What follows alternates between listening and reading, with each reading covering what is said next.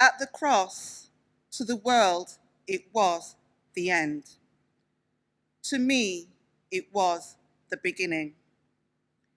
It's not about the Easter eggs and the little chicks, as after the season, the world forgets.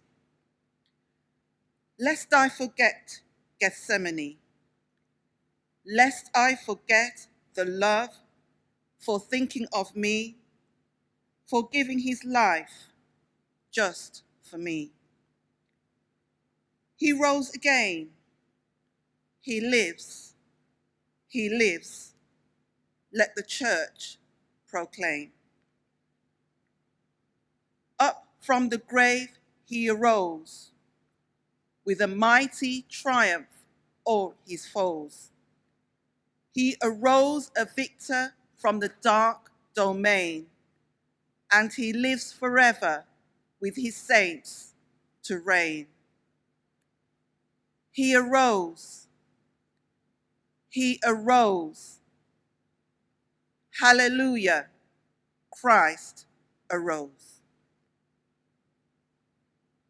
Galatians 2, verse 20, New International Version. I have been crucified with Christ, and I no longer live, but Christ lives in me. The life I now live in the body, I live by faith in the Son of God, who loved me and gave himself for me. This season, this Easter season to me is the greatest celebration of the whole calendar year. We celebrate many things. We celebrate births, we celebrate marriages. But this celebration, which was given to the Israelites as a celebration for all time, it stands the test of time. Why? Because we celebrate God sending his Son. And why did he send his Son? God always intended to commune with man. God always wanted to be in the midst, to be there, to be our friend, to be our support. In the Garden of Eden, he was such a support and such a friend. But sin entered and destroyed all of that. And ever since, God has been trying to be in the midst of his people, to support us, to help us, to guide us. But sin kept us apart. The rituals of offering lambs and bulls and sprinkling of blood was only temporary. A permanent solution was needed. And this is why God sent his Son. His blood, his crucifixion was the permanent solution.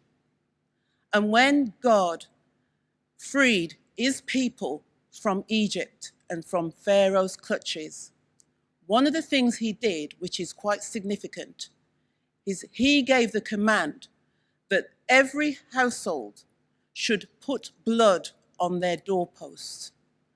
It had to be from a lamb that was spotless. And during the night, when the death angel went through, when the blood was seen, that house was passed over and no one in that house died. The blood that has strength and never loses its power. Today, it still has the same power, but it's not the blood of lambs or bulls. It's the blood of Christ. And that blood still allows God to hear his Son pleading on our behalf.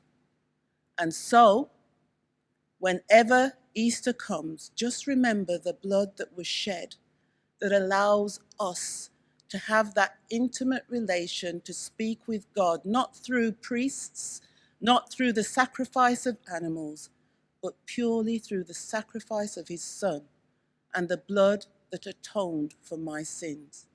I'm glad that I can call on him anytime because I crucified myself with him, in him, so that I can live.